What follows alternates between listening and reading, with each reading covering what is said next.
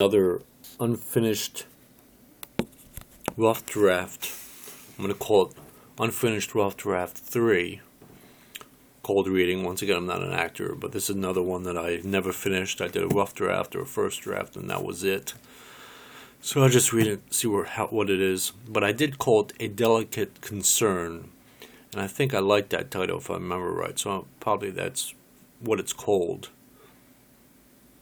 But it is an unfinished rough draft. You know what I'm going to actually do is I'm going to actually call it what it's called.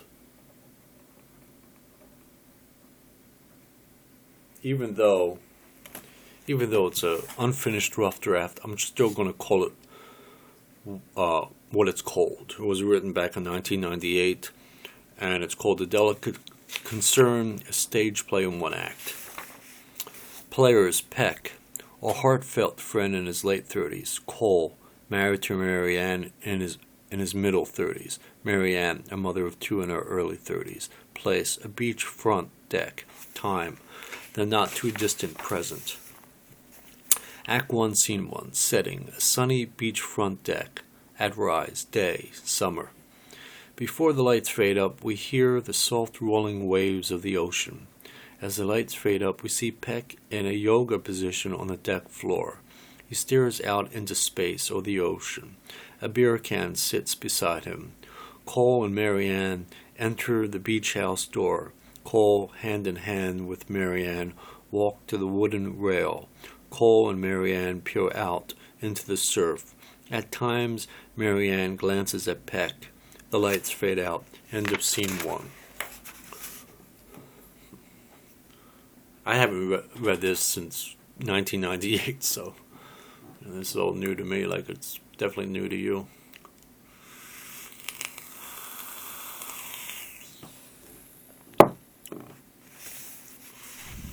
Act 1, Scene 2, Setting the deck. At rise: hours later, night.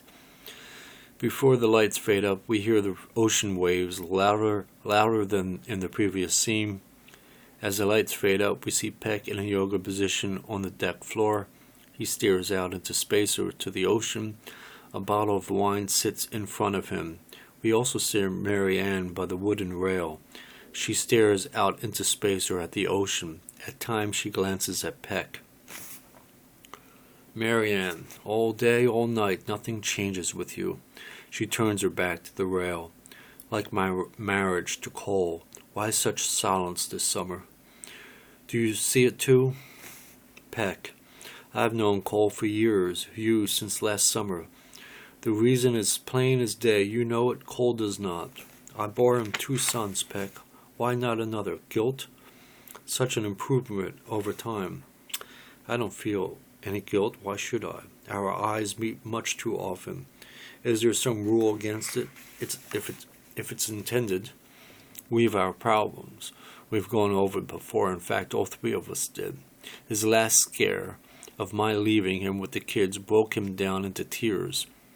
You know as I do. He requires your attention more than you him.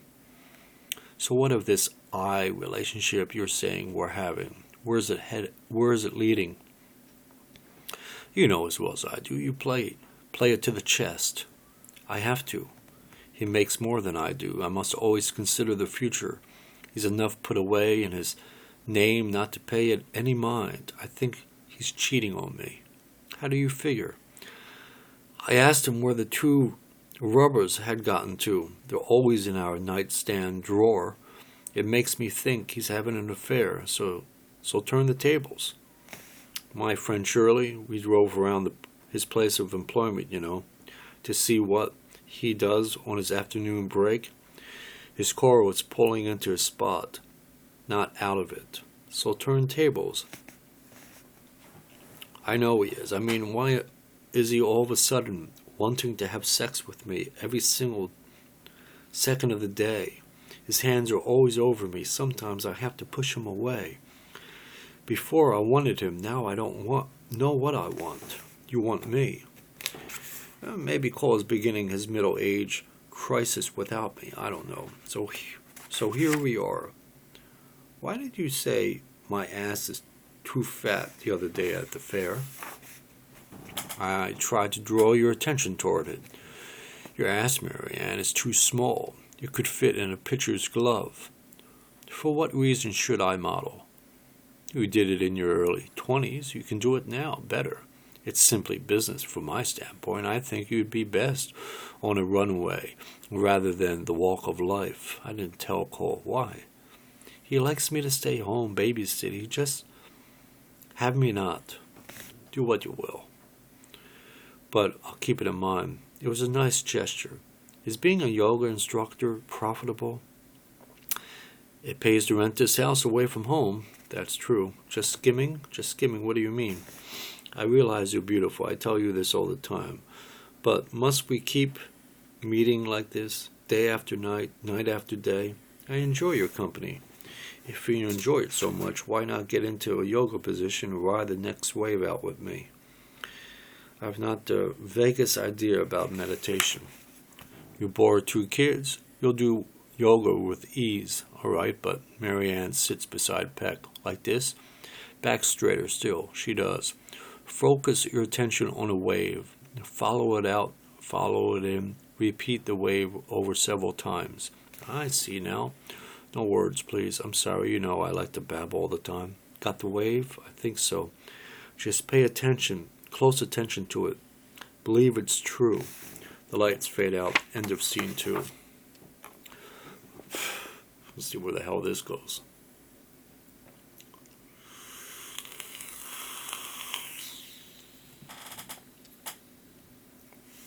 Arctic blend, Benny's Blue. Try a little Benny's Brew. My Bell V2 Ordier. Tiger build. Alright.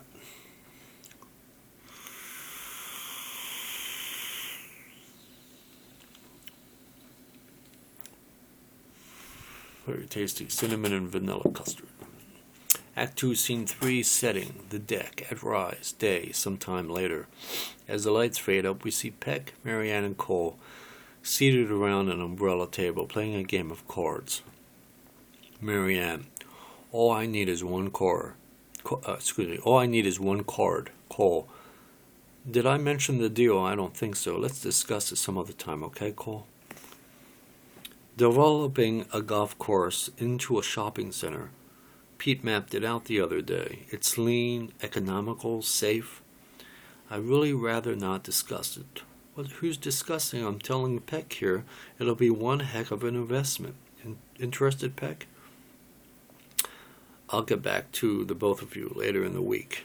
I'm telling you, Peck, dollar for dollar, this countryside needs something sprawling. See, I figure. Marianne places her cards flat down on the table. Cole takes a look at her cards. Not bad. Nothing I say has any value. Why do I even try? Our marriage counselor, not this again. Not on my Sunday away from our Sunday. Call our Sunday. Why do I? She's been itching all summer to have another child. I said I'd think it over. It was your idea. Look, who gets to carry it around all day while Daddy's off somewhere else doing... Marianne stops herself as she catches Cole's eye. Excuse me, Peck. Peck slides his chair out as to help Marianne with hers, but Marianne has already gotten up and walked off. Peck sits down. She needs your attention. I give her plenty. My time is very precious matter. I can't simply throw it here and there. I've my rights too. I'm not talking about rights, Cole. I'm talking about love. She needs your interest in her life. She matters too. She needs to hear. I bought her dream house up in the woods last fall. I listened to her rant and rave about how one girlfriend backstabs another. It's very tiring. Try it some evening. Oh, evening. You think it's easy? Try it sometime. She flirts with every guy. I know she's beautiful. I fucking married her, didn't I? She has all this time, and what does she do? She runs her ass off in some hotel business which gives a snotted nose about her. Last week, I forgot her birthday. You know what she did? She threw all my laundered, newly pressed suits down a flight of steps and told me to get the hell out of her life. Doesn't she realize I have other things more pressing, needing immediate attention? I've a $4 million a year business going, Peck. How else could she afford her $500 outfits? But her birthday, Cole, her birthday. Cole crosses to the cooler, takes out a beer. Want one? I'm serious, Cole. Cole closes the chest, opens the can, it sprays. We've been friends how long? I don't know, years. What difference does it make? You think you know her or I better? I don't know. Both the same, I guess. But you don't know, do you? Know what? She has this cyst. It's cut out now, but her body, it means the world to her. She's crazy, you ask me. Where was the cyst? Left breast. She thinks she's too fat. Didn't she cut away some of her best breast to reduce them? A year before I came on board. She's really fanatical, you ask me. Vegetables, fruits, flatbread, juices, water. Sometimes I think I'd crush her when... Don't let her looks fool you. She's pretty light in bed. Tender, I mean. I don't know why I'm telling you all this. You cheating behind her back. Should I be? I don't know. You tell me. No, you tell me. Why is it every time something goes wrong, someone's cheating? If anyone's cheating, it's her. I know how wonderful she impresses others. It's all attention gathering. She wants to be the center of everyone's attention. I know she's not cheating, Cole. And how are you so sure she isn't? Because if she's cheating, it'll be with me. But I won't let it happen. Oh, you won't. Why? For one thing, she has 2 kids, and the other, if I can try, I'll mend this madness the 2 of you have developed. She made a pass at you. What difference does it make? Because if this here, between you and I, is a matter of honesty, I like to know. Actually, I have a right to know. There you go again with your rights. Forget morality, Cole. Think what's real, what matters, what belongs between the 2 of you, not the 3 of us. Well, apparently it concerns you too. It concerns me, for I care, but what really concerns me is that it ought to concern you the most, and it don't. It don't? Forget about me. Think about you and her. What's at stake? She's in love with me? She's in love with you? Falling in love with me. Drifting away from you. It takes 2. I'm trying to get her to find peace for herself. And I want the both of you to find time together. I would if you were out of the picture. I'll leave you. I'll leave you. What? I see. I forgot to put a word in there. I'll leave if you want me to. I'd never hear the last of it from her. This peck, that peck. No thanks, pal. I'll find a way around this somehow, but not that. No thank you. This isn't getting anywhere. I had thought it would. It hasn't. Excuse me. Peck stands to leave. She's probably showering. Maybe you'll be in luck. She's this habit of leaving the door always unlocked.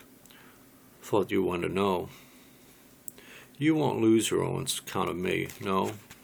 But on account of yourself. Maybe she's right. Her right. Right about what? You just don't get it. Peck crosses to the door to exit. Get what? Get her. Peck exits. Cole slightly laughs to himself. Then he drinks from the can of beer as the lights fade out. End of scene 3. This is really made for TV. This is not a play. That's funny. It's more like just like maybe like a like a pilot for a TV sitcom or something. I mean, it reads that way anyway. It reads very TV-like.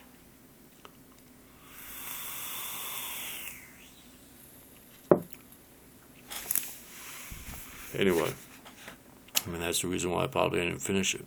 Anyway. Act 1, Scene 4, setting deck at Rise Day a few days later. As the lights fade up, we see Marianne staring straight ahead, lost in thought. Off to the side, we see Peck peering at Marianne. Peck crosses before Marianne. Peck squats before Marianne. Peck softly takes her hands, which were finally supporting her chin, into his hands. Silence except for the faint sound of the crashing waves. Marianne, it's Brucey. Her mother immediately assumed the worst. Worst of what? She rushed Brucey to the hospital. He fell down or something. She should have known, that's all. Aspirin. He could have died. I don't quite understand. Die? From what? Who? Mother gave Brucey aspirin, which induced vomiting. Thank God Dad was home. He rushed him to the hospital. There it was found Brucey had chickenpox. You don't give a child who has chickenpox aspirin because it can produce a fatal disorder known as Reye's syndrome. Does Cole know about this? She shakes her head no. Plan to tell him? I was planning on leaving him. Now I don't know what I'm going to do. I only know what I should do, which is what? I really don't want to think about any of that, not at this time. I understand. Did the doctor say how long he must stay at the hospital? 2, maybe 3 weeks. He'll fully recover. Mom can be stupid sometimes. Sometimes we're often human. I'm to bring Robbie tomorrow morning. I had thought the very worst. Things will be okay. Have faith. I'm going to fly down there tonight to be with him. I have to, Peck. You understand, don't you? Of course I do, Marianne. You're his mother. You must be by his side. But I want to be by your side too. I made up my mind that if I had gotten less than terrible news over the phone earlier, I'd have left him. I mean it, Peck. I would have left him, but now I can't. You would have taken the boys and just left him? He doesn't give a damn about me. I'm his fuck. I'm no less than a mistress to him. Him and his big business ideas. Well, how about me? Aren't I something big to get all nuts over? Of course you are, Marianne. Of course you are. But you figured you'd be with me too, right? I figured that too. That is, before that just happened. I gotta place my life on hold a little while longer. But you understand that I have to. Brucey needs me, you understand, don't you, Peck?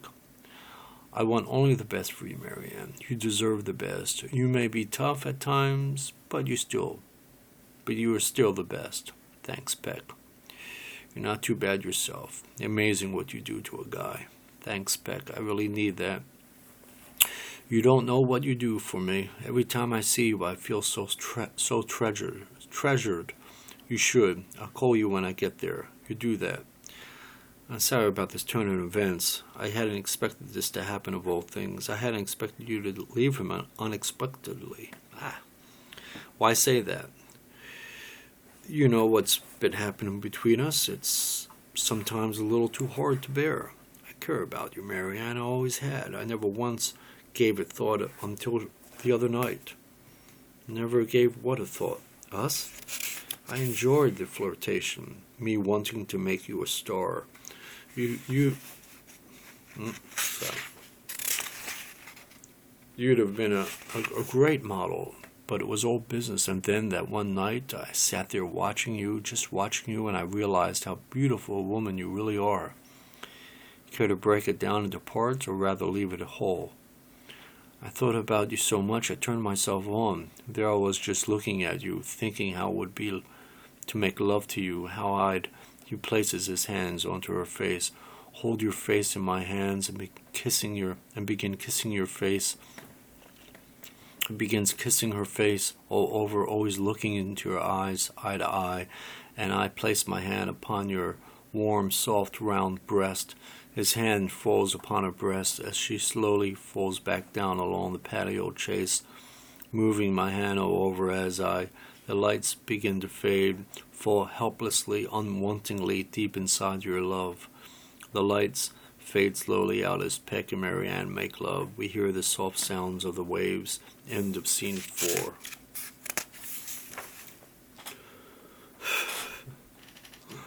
Will probably be rated, TV for mature audiences.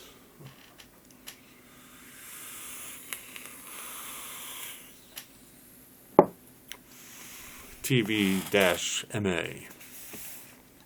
It's almost over. I think it's 3 more pages. Act 1, Scene 5, setting deck at Rise, hours later, night. As the lights fade up, we see Peck seated at the edge of the chase, peering out into space or the ocean. Cole enters via the sliding glass door. Cole spots Peck. Cole crosses over to the wooden rail. Cole leans against the rail. Cole looks straight ahead into space or the ocean. Silence except for the pounding surf. Cole. How could she just leave me without...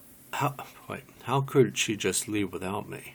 He's my son, too. She makes it out like I don't give a shit about him. I felt awful when I heard. Thank God the hospital notifies both sides of the family. She just had no goddamn right. Why tell me? You should be on the first flight out. I cold. I'll leave in 4 hours. Just no right. You hear me? No right. What you gonna do now? Pack. No, I mean with Brucey. Gotta make doctor appointments, I guess. I don't know. Why should I know? I wasn't even there when he was born. Peck looks over at Cole. Cole catches Peck's eye. Well, it's the truth. Someone has to make the bread. She certainly can't by bringing in $200 a week as a part-time waitress. Someone has to think, damn it. Someone has to. You're real shit. What's with you? No, Cole, what's with you? Don't start this shit again. Don't start this shit with defending her rear. I can't help it if you've been a loser your whole life. Chauffeuring and waitering, waiting on your big pie in the sky to be served up. What kind of pie do you have me having? You and your romantic ballads. You can't even sing, let alone play any real music. A poor sort of Burt Bacharach. Look, I don't need this right now. I've more important things to think about, like a child in distress. Listen, Peck, if you don't have anything good to add, don't say anything, okay? Don't worry, I won't. I bet she'll tell me next she's leaving me. Unless you leave her first, why would I do that for? Maybe you've bigger bowls than she has. I just don't think it right. Besides, we're working things out. It takes time like everything else in life. I've no time in my life to go looking for another wife to suit your purposes. Listen, if I want to hear your remarks, I'd ask for them, okay? Oh, what are friends for? What are friends for? You're right. Cole turns to Peck. Cole with disbelief. You're right. Cole crosses to the door. Abruptly, Cole exits from sight. Peck smiles to himself. Peck brings his legs up into a yoga position. Peck stares out into space or the ocean. Silence except for the sounds of the ocean waves. The lights fade slowly out. Black out. End of scene 5. End of act 1. End of play. Whatever. That's more like a pilot for some TV show.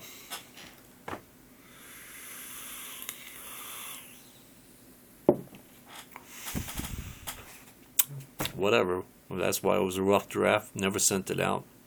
And let's see.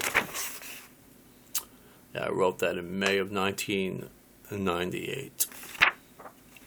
So that's that for that one. Bye.